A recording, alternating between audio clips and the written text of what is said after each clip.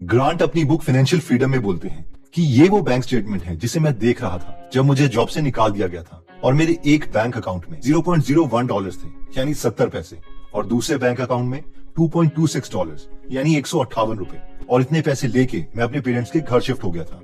Grant ये भी कहते हैं कि बाकी देशों का तो मुझे पता नहीं, लेकिन उनके देश में अगर 24 साल का कोई लड़का अपने माँ बाप के साथ रहने घर आ जाता है तो लोग उसे एक लूजर समझते हैं और वो एक्चुअल में खुद को एक लूजर भी मानते थे, क्योंकि डिनर के टाइम में उनके पेरेंट्स उनसे हर रोज एक सवाल पूछते, जॉब मिली तुम्हें कि नहीं? और इस पर वो आंखें झुका के बोलते, नहीं अभी ढूंढ रहा हूँ। पिछले 2 महीने में वो 200 से ज्यादा कंपनीज में अपने रेज्यूमे भेज चुके थे, लेकिन एक कंपनी ने भी उन्हें जॉब के लिए नहीं बुलाया था। एक बार वो इतने फ्रस्ट्रेट हो गए कि एक खाली ग्राउंड में जाके लेट गए और आसमान की तरफ देखने लगे। उन्हें लगा यार मैंने इतनी अच्छी यूनिवर्सिटी में एडमिशन भी ली थी, अच्छे ग्रेड्स भी लिए थे, ना चाहते हुए भी उन्होंने एक हाई सैलरी जॉब भी की थी, क्योंकि उनके डैड ने उनसे कहा था यार आदत हो जाती है, जॉब कर ले, अभी पसंद नहीं है, बाद में तुझे जॉब पसंद आ जाएगी। ग्रांट सोचने लगे थे कि इतना सब कुछ करने के बाद भी उनकी अभी ऐसी हालत क्यों है। बैंक में गिन के सिर्फ 170 रुपए और वो भी बिना जॉब के, जबकि उनके साथ के बहुत से फ्रेंड्स जिन्होंने अच्छी पढ़ाई भी नहीं की थी उनसे बेटर सिचुएशन में थे। उन्होंने उस वक्त अपने लिए एक गोल बनाया कि बहुत हो चुका, अब मेरे बैंक अकाउंट में कम से कम 7.5 करोड़ रुपए होने चाहिए और मुझे फाइनेंशियली फ्री होना है। वो ये तो जानते थे कि अगर उन्हें ये डिफरेंट रिजल्ट चाहिए तो उन्हें करना भी कुछ डिफरेंट ही पड़ेगा, लेकिन करना क्या है ये पता नहीं था। उन्होंने अगले 5 साल तक बहुत मेहनत करी। उन्हें जो भी पर्सनल फाइनेंस बुक मिली उन्होंने पढ़ डाली। इस दौरान उन्होंने जॉब्स भी की, 2 कंपनीज भी खोली और फाइनली 5 साल के बाद उनके पास 7.5 करोड़ रुपए से ज्यादा थे। 150 रुपए से 7.5 करोड़ तक वो कैसे पहुंचे और बाकी लोग फाइनेंशियली फ्री कैसे हो सकते हैं, इस पर उन्होंने एक बुक भी लिख डाली जिसका नाम है financial freedom, A proven path to all the money you will ever need, जिसमें एक स्टेप दिया गया है जो उन्होंने किया और आज की ये वीडियो इसी बुक पर है। So let's start my dear sisters and brothers। उन्होंने इस जर्नी में नोटिस किया कि कोई भी इंसान फाइनेंशियली फ्री होने के लिए 7 स्टेजेस से गुजरता है और ये 7 स्टेजेस है। 1 क्लैरिटी, यानी वो स्टेज जहां पर हमें पता होना चाहिए कि अभी हमारी फाइनेंशियल पोजीशन क्या है और हमें जाना कहाँ है। जैसे ग्रांट को पता था कि उनके पास अभी 150 रुपए है और उन्हें 7.5 करोड़ रुपए चाहिए और ये अमाउंट कैसे निकाले इसके बारे में हम आगे बात करेंगे। सेकंड स्टेज है सेल्फ सफिशिएंसी, जहां पर हम अपना खर्चा खुद उठा सकते हैं, हमें हमारे पेरेंट्स या किसी और से फाइनेंशियल हेल्प की जरूरत नहीं है।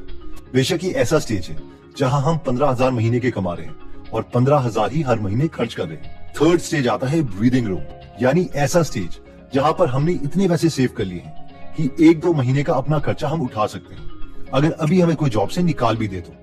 इसके बाद फोर्थ स्टेज आता है स्टेबिलिटी, यानी हम अपना सारा उधार दे चुके हैं और साथ में हमारे पास 6 महीने के एक्सपेंसेस जितना पैसा भी है। फिफ्थ स्टेज आता है फ्लेक्सिबिलिटी, यानी हमने अगले 2 साल के अपने खर्चे जितना पैसा जमा कर लिया है। सिक्स्थ स्टेज है फाइनेंशियल इंडिपेंडेंस, यानी वो स्टेज जहां ऑथर 5 साल में पहुंच गए थे। ये वो स्टेज है जहां पर हमें हमारी इन्वेस्टमेंट से ही इतना पैसा मिलता रहेगा कि हमें नॉर्मल खर्चों के लिए भी काम ना करना पड़े।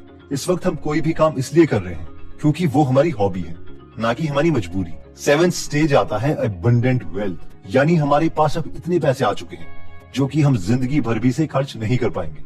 अब बस अपनी लाइफ जीनी है, अपनी फैमिली को, अपनी हॉबीज को टाइम देना है। अब हमें से बहुत से लोगों के मन में ये सवाल आ रहा होगा कि ये 7 स्टेजेस तो देख लिए फाइनेंशियल फ्रीडम के, लेकिन हमें करना क्या पड़ेगा फाइनेंशियली फ्री होने के लिए? और यही तो इंटरेस्टिंग पार्ट है। और इसके लिए हम आपको कुछ ऑसम थिंकिंग मॉडल्स देंगे जिन्हें हम यूज कर सकते हैं। सबसे पहले स्टार्ट करते हैं मेरे फेवरेट थिंकिंग मॉडल से, जो कि है thinking model number 1, time is more valuable then money. अच्छा एक बात बताओ, अगर एक 90 साल का कोई बुजुर्ग आदमी आपको बोले कि बेटा ये लो 100 करोड़ रुपए और तुम मुझे अपनी जवानी दे दो, यानी आप 90 साल के हो जाओगे और वो बुजुर्ग आपकी एज का, तो क्या आप उनसे 100 करोड़ की ये डील कर लोगे? यू आर राइट, आपने ठीक बोला, नहीं लोगे। क्यों? क्योंकि इस पैसे का हम इस एज में करेंगे क्या, और क्या पता अगले साल ही हम भगवान को प्यारे हो जाएं। और यही थिंकिंग मॉडल हर एक अमीर आदमी का होता है कि वो टाइम की टर्म्स में लाइफ के डिसीजंस लेता है, ना कि पैसे की टर्म्स में। आप बोलोगे कैसे? तो आइए कुछ सिचुएशंस एनालाइज करते हैं। क्रेड के फाउंडर कुणाल शाह बोलते हैं कि अगर आपको आपकी पर आवर की इनकम पता चल जाए कि वो 5,000 रुपए है, यानी आप हर घंटे 5,000 रुपए कमा रहे हो, तो क्या आप अभी भी 30 मिनट अपने इंटरनेट में वेस्ट करोगे ताकि आपको 200 रुपए का डिस्काउंट मिल जाए किसी फ्लाइट पर? आई होप अगर हमें हमारी अर्ली वैल्यू पता है तो हम अपने टाइम से रिलेटेड सारे अच्छे डिसीजंस लेंगे। हम एक मेड रखना भी प्रेफर करेंगे, जिससे हम अपना टाइम सेव कर सकते हैं। और साथ में मेड रखने से हम जॉब भी क्रिएट कर रहे हैं, क्योंकि इंडिया में लोग बहुत पॉवर्टी में रहते हैं जिन्हें ऊपर उठाना भी हमारा फर्ज है। तो इन शॉर्ट पॉइंट यह है कि किसी भी चीज को करने से पहले उसमें टाइम इन्वेस्टमेंट के बारे में देखो, ना कि सिर्फ पैसों की इन्वेस्टमेंट के बारे में। 200 रुपए की टिकट बचाने से बेटर है कि अपना टाइम सेव कर लो। हाँ, मैं समझ गया। आपको क्या, मुझे भी यही सिखाया गया है कि बूंद बूंद से घड़ा भरता है, यानी एक एक रुपए से सिक्के बनते हैं और उससे नोट बनता है। एक्चुअली इसमें ब्रेन की साइकिल्स यानी ब्रेन प्रोसेसिंग बहुत यूज होती है, और क्योंकि अब ह्यूमन ब्रेन एक टाइम में एक ही थॉट सोच सकता है, तो जिस टाइम पे हम ये सोच रहे हैं कि हमें पैसे कैसे बचाने हैं, उस वक्त हम ये नहीं सोच पा रहे कि हमें पैसे कमाने कैसे हैं। फिर भी खुद को भार मुक्त करने के लिए मैं आपसे ये जरूर बोलना चाहूंगा कि अगर आप एक एक रुपए बचा के खर्चते हो तो वो ही करो, क्योंकि हो सकता है टाइम बचाने के चक्कर में आप ये पैसे सेव करने की हैबिट भी छोड़ दो। लेकिन ये टाइम बचा के हमें एक्चुअल में फाइनेंशियल नॉलेज इंक्रीज करनी थी, और वो भी अगर हम एग्जीक्यूट नहीं करते तो फिर तो डिजास्टर ही हो जाएगा। इससे बेटर है कि एटलीस्ट एक क्वालिटी तो हम अपनी रखें।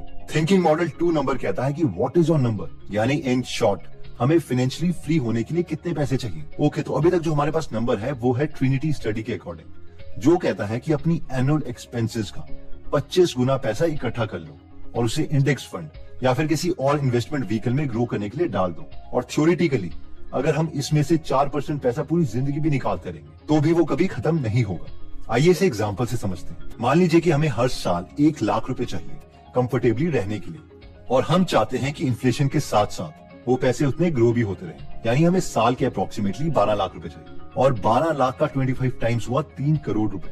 अब 3 करोड़ रुपए को अगर हम 2 पार्ट्स में तोड़ दें, 1.5 करोड़ रुपए और 1.5 करोड़ रुपए, तो एक 1.5 करोड़ का अमाउंट जाएगा एफडी में, जिसे हम अगले 12 साल तक खर्च करते रहेंगे, और 12 साल के एंड में ये 0 हो जाएगा। और बाकी के जो 1.5 करोड़ रुपए थे वो जाएंगे इंडेक्स फंड में, जो कि 12 साल तक ग्रो होके अप्रोक्सीमेटली 8 करोड़ रुपए बन जाने चाहिए, अगर इंडेक्स फंड हमें 15% का रिटर्न देता है तो। अगेन अगर इस 8 करोड़ की हम 2 पार्ट्स कर दें, 4 करोड़ और 4 करोड़, तो एक 4 करोड़ का पैकेट जाएगा बैंक एफडी में, और दूसरा 4 करोड़ का पैकेट अगेन जाएगा इंडेक्स फंड में। अभी 4 करोड़ रुपए जो बैंक में है ये हम खर्च कर सकते हैं अगले 12 साल तक, और इसमें इन्फ्लेशन भी एडजस्टेड है, यानी अप्रोक्सीमेटली हमारे पास 4 करोड़ डिवाइडेड बाय 120 महीने जो 12 साल में होते हैं इज इक्वल टू 3,33,000 रुपए हर महीने खर्च करने के लिए होंगे। और जो हमने 4 करोड़ रुपए इंडेक्स फंड में डाले थे वो 12 साल के एंड में बन जाएंगे अप्रोक्सीमेटली 22 करोड़ के आसपास, अगर अगेन हमें इंडेक्स फंड 15% का रिटर्न देता है, और ये प्रोसेस चलता रहेगा। और सवाल जो मेरे मन में आया था, एंड आई होप आपके मन में भी आया होगा, कि ये 3 करोड़ रुपए कहां से आएंगे भाई? 3 करोड़ रुपए इकट्ठा करना कोई आसान काम नहीं है, and you are again right. और आगे के 3 थिंकिंग मॉडल इसी अमाउंट को इकट्ठा करने के बारे में। नेक्स्ट थिंकिंग मॉडल कहता है कि compounding can make you financially free earlier. ये पॉइंट कहता है कि फाइनेंशियली फ्री होने के लिए अमाउंट अगर इकट्ठा जल्दी करना चाहते हो तो पैसे सेव करो और उसे कंपाउंड करने के लिए इन्वेस्ट कर दो, क्योंकि हर एक 1000 रुपए का नोट जो हम आज सेव करेंगे वो 10-20 साल के बाद वो हमें हफ्तों पहले फाइनेंशियली फ्री कर देगा। I know. अब हमें से बहुत से लोग बोलेंगे, यार पहले पॉइंट में तो हमने डिस्कस किया था कि टाइम को ज्यादा वैल्यू दो, कूपन कोड वगैरह ढूंढने के लिए टाइम मत वेस्ट करो। अब आप कुछ और ही बोल रहे हो। तो ऑथर के अकॉर्डिंग हमें हर चीज में पैसे सेव करने की जरूरत नहीं है, लेकिन 3 ऐसी चीजें हैं जहां एक एवरेज इंसान सबसे ज्यादा पैसे खर्च करता है, वहां पर पैसे बचाने से हमें बहुत फायदा मिलेगा। और ये 3 चीजें हैं, 1 घर, 2 गाड़ी, तीसरा खाना यानी फूड। अगर हम कुछ सालों के लिए सिंपल घर में रह लें या फिर रेंट पर रह लें, या फिर अगर उतना ही स्टैंडर्ड मेंटेन करना है तो थोड़ी रिमोट एरिया में जी लें, तो बहुत बड़ा अमाउंट हम सेव कर सकते हैं। उसी तरीके से अगर हम एक एक्चुअल गाड़ी जो रिक्वायर्ड है उसे लें, ना कि शोबाजी के लिए अपनी पॉकेट से ज्यादा खर्च कर लें, तो भी बहुत अमाउंट सेव हो सकता है। थर्ड है खाना।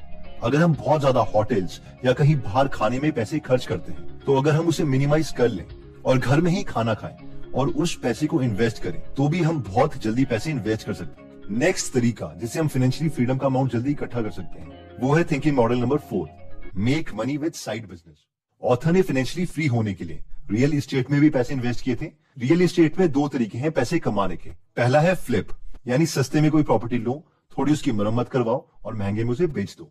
दूसरा है रेंटल इनकम, यानी लोन में घर लो और रेंटल इनकम से उसकी पेमेंट चुकाओ, और जब पूरी पेमेंट खत्म हो जाएगी तो घर भी हमारा और उसके बाद से आने वाली रेंटल इनकम भी हमारी। तो इन दोनों मॉडल्स के ऊपर 2 अमेजिंग बुक भी लिखी जा चुकी है जिन्हें हम पढ़ सकते हैं। पहली है रिक विलानी की book flip, how to find, fix and sell houses for profit, और सेकंड है गेरी कैलर की book the millionaire real estate investor. पैसे कमाने का सेकंड ऑप्शन आता है हसलिंग विद जॉब। मैट एक 25 साल का ग्राफिक डिजाइनर है जो कि अपनी जॉब से साल के 6 लाख रुपए कमा रहा है। वो जिस कंपनी में काम करता है उसे वो बहुत पसंद करता है और साथ में अपनी कलीग्स को भी पसंद करता है और उसका कोई इरादा नहीं है जॉब छोड़ने का। लेकिन एक चीज जो मैट के साथ काम कर रहे दोस्तों को नहीं पता वो ये है कि मैट हर साल के जॉब के साथ 25 लाख रुपए एक्स्ट्रा कमा रहा है, क्योंकि 3 साल पहले उसने एक डॉग वॉकिंग कंपनी खोली थी। हुआ ये था कि जॉब के बाद लोगों के डॉग्स घुमाने के लिए उनसे 250 रुपए पर आवर चार्ज करता था और ऐसे हफ्ते में उसे 10 बार कुत्ते घुमाने का काम मिल गया। लेकिन जब उसके बहुत से नेबर्स अपने डॉग घुमाने के लिए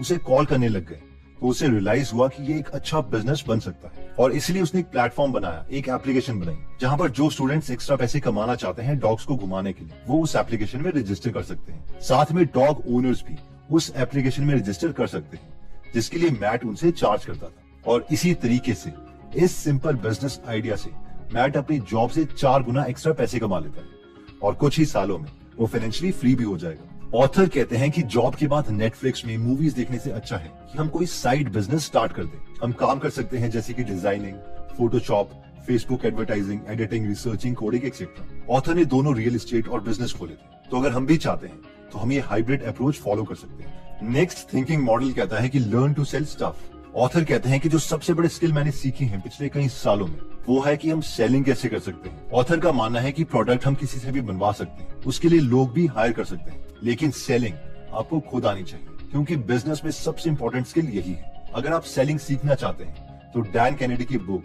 द अल्टीमेट सेल्स लेटर पढ़ सकते हैं, रॉबर्ट चालिंदनी की book influence the psychology of persuasion या फिर प्रीसुएजन पढ़ सकते हैं।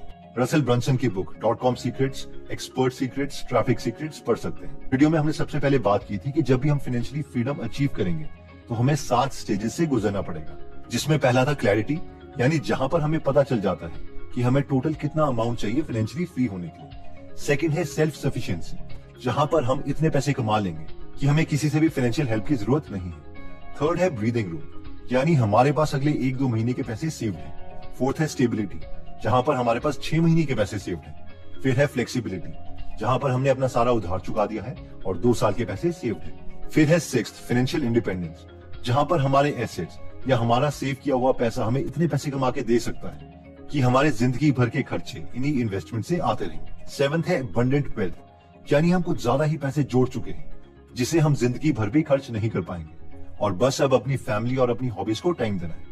इसके बाद हमने डिस्कस किया था कि हम एक स्टेज से दूसरे स्टेज को पार कैसे करेंगे, जिसके लिए हमने थिंकिंग मॉडल्स देखे थे। इसमें सबसे पहला थिंकिंग मॉडल था कि time is more valuable then money, यानी हमेशा ये सोचो कि जो भी टाइम हम किसी चीज में देने जा रहे हैं वो हमारी आर्ली वैल्यू से ज्यादा है या नहीं। अगर नहीं तो उस टाइम को कहीं यूजफुल जगह इन्वेस्ट करो। सेकंड थिंकिंग मॉडल में हमने देखा था कि अगर हम अपने एनुअल एक्सपेंसेस का 25 गुना पैसा इकट्ठा कर लेते हैं तो वो एक अप्रोक्सीमेट नंबर है जो हमें फाइनेंशियली फ्री कर सकता है। नेक्स्ट थिंकिंग मॉडल था कंपाउंडिंग, यानी हर एक 1000 रुपए का नोट जो अभी हम इन्वेस्ट करते हैं वो हमें 1 हफ्ते पहले फाइनेंशियली फ्री कर सकता है। तो इसलिए बड़े खर्चे हम बचा सकते हैं जहां पर हम पैसे वेस्ट करते हैं, वो है घर, गाड़ी, बाहर जाके महंगे खाना। नेक्स्ट थिंकिंग मॉडल था साइड हसल, यानी या तो हम रियल एस्टेट में इन्वेस्ट कर सकते हैं या फिर अपना साइड बिजनेस स्टार्ट कर सकते हैं, जिससे हमारी फाइनेंशियल जर्नी जल्दी कंप्लीट हो जाएगी। नेक्स्ट थिंकिंग मॉडल था लर्न टू सेल स्टफ, कि बिजनेस में सबसे बड़ी स्किल यही है कि बिजनेस में चीजों को सेल कैसे करें।